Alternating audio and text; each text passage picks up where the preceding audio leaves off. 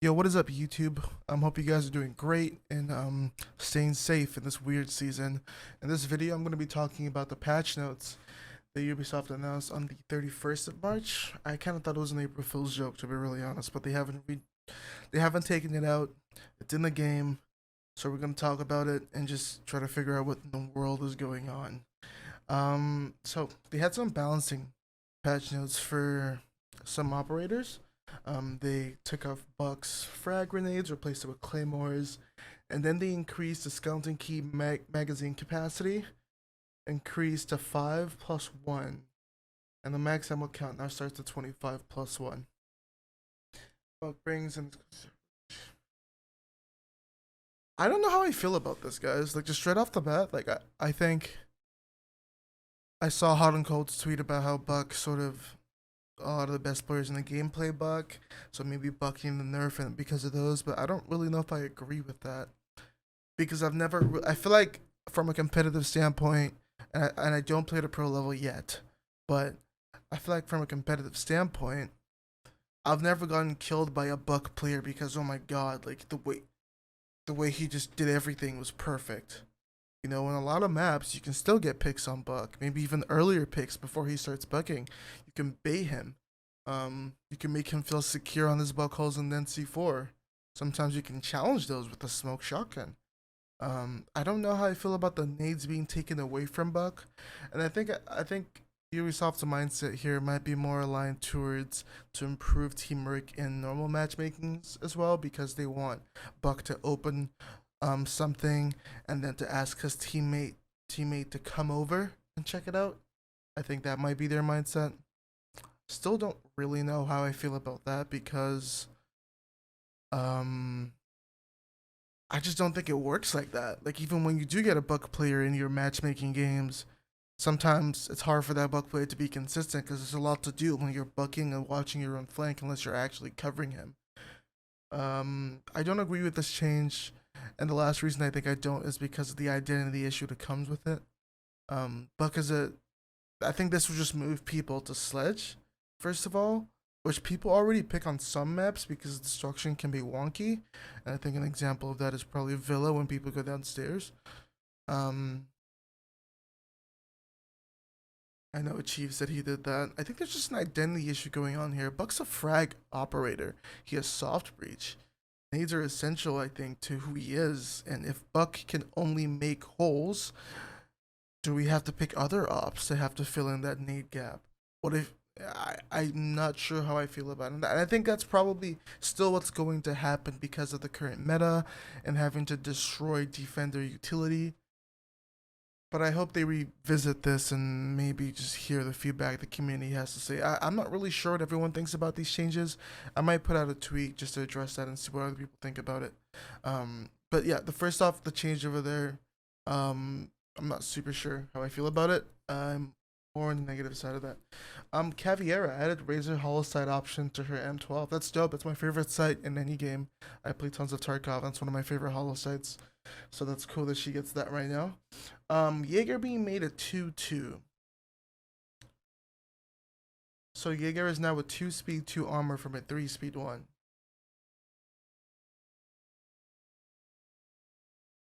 Jaeger's mobility is a lot. Especially through mid round, late rounds, he can sort of just be super mobile and play around. Was Jaeger being made a 2-2? I don't think that's the worst change in the game. I'm gonna be honest. I don't actually think that's gonna be game breaking. Already though in comp, when doing setups with Jaeger, having to place barb, reinforce potentially hatches, and then put down 3 ADSs, you don't really come alive to the round starts unless your team actually paths your reinforcements in a way where like everything works out. But um, I just I think Jaeger being made 2-2. I think that's an okay change. Like I don't necessarily like super agree with it, but I wouldn't be against it. Like if this rode through into the final, like the real patch, I wouldn't be like mind blown by it. I just want to say straight off the bat that I've never played Jaeger in a competitive setting, like dedicated play him. So there might be just different ideas when it comes to that. I'm not sure. But just from my standpoint, from an AGL standpoint, it doesn't like blow my mind. I think his setups, like you have to super path Jaeger now and make sure he gets reinforcements in sight, and then he places ZDS, places his barb, and you let him go. Um, let's see how he does that. I mean, people are making the argument that he becomes more tankier by these shots, and that's a fact. Before he could swing on you, and but now he's a lot more tankier. You feel he's gonna feel like a smoke or um yeah, I don't know. I don't think it's the worst thing in the world. I think that's a fine change. Okay, Mozzie removes Super Shorty's secondary. It's currently a powerful intelligence cannon. It's a great room in the same breath. Although this gives him a very high game presence in single opera, we're looking to tone down just how much he brings to his team. The Super Shorty's an amazing shotgun. I've been running the recruit. I've been running castle. That just does. That just makes things so much cleaner. So thank you Ubisoft first of all for the castle change. I really appreciate that. Um, the Mozzie change is debatable, and I'll explain why. Mozzie's strength isn't necessarily the shoddy. I think that makes him more versatile. I think that helps him win like with site setups like consulate. If they got to make the holes on the meeting wall, Smoke has to make a rotates and the rotate bathroom, and holes by the yellow stairs angle towards the console windows like repellent. Like Mozzie makes that so much easier. Mozzie can also open hatches after. Um, I wouldn't be super blown away by this change if it happened, to be honest. But like I wouldn't be like super against it. I think I feel like probably neutral about it the same way I felt about Jaeger being 2-2. I don't think it's that crazy, but I don't know, I'm curious to see how this works out. I don't think this will super change Mozzie as well. Like Mute's still being hella picked for the same reason he has a shotgun, so we'll see. Um, Give our girl Ying a bit more love. Increase number of candelas for Ying up to 4 up from 3. Replace her claymores with smokes and increase the T95 LSW damage up to 46. Up to 46 from 43. His presence still lower than expected and from improving candelas in Year 5 Season 1. We hope to give her some kits, some more juice in their gadgets.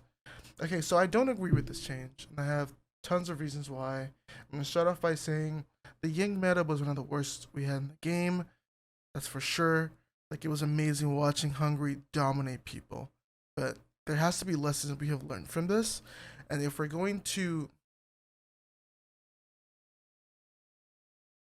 there has to be lessons we've learned from this, right? And if we're giving Ying smokes, I don't even remember if she had smokes before. I believe she did, but if we're giving her smokes again, um, and we're giving her one more Candela. In my opinion, if there's an ADS on a ranked map like Chalet Trophy Window, a good Ying can burn that ADS with just one Candela, like straight up. And then I think um, she has 3 more, and that's just ridiculous. When they gave her Nades in the TTS before, I remember Foxay's tweet was on, "You're not gonna know what she's cooking, either a Ying um or a grenade." But now that she has smoke grenades, I'm not sure. I feel like I don't feel like Ying is super situation like Castle right now, but I do think that Ying, yes, she's being underplayed, but she was really strong, and this is potentially putting her back up on that palette and increasing the damage as well. 46. I hope Ubisoft gives this a thought, and I think maybe the the problem everyone's like having right now, or is trying to discuss, is Ubisoft. There's probably other ways you can buff Ying, right, without like going super extreme here. But it's the TTS, so I hope and expect that we see her dial down a bit and they try to find a nice balance there.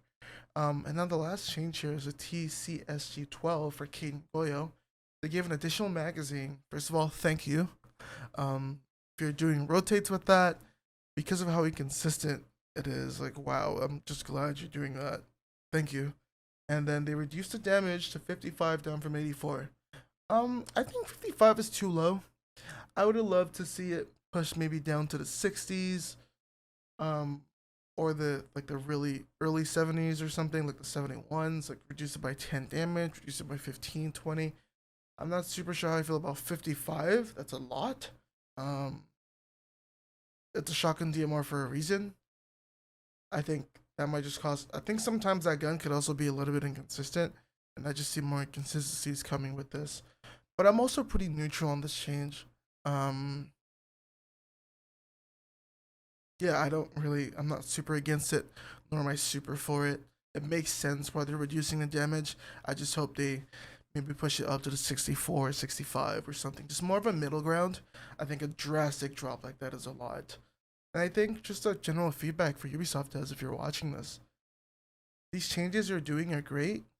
I would love to see, instead of drastic changes in the TTS, like dial back, like just little dial backs, so we can see if we notice these in gameplay. Like we're gonna notice the LSW damage increase. We're gonna notice the TSSG damage decrease when we play these for sure. We need to find a nice balance in that. Maybe dialing those back like a little bit will help. Thank you so much for watching the video, guys. Um, yeah, these are the patch notes, and I'm hoping if they release an update on this, I'll release a new video on this. Hope you guys are staying safe at home, and I'll see you guys in the next video.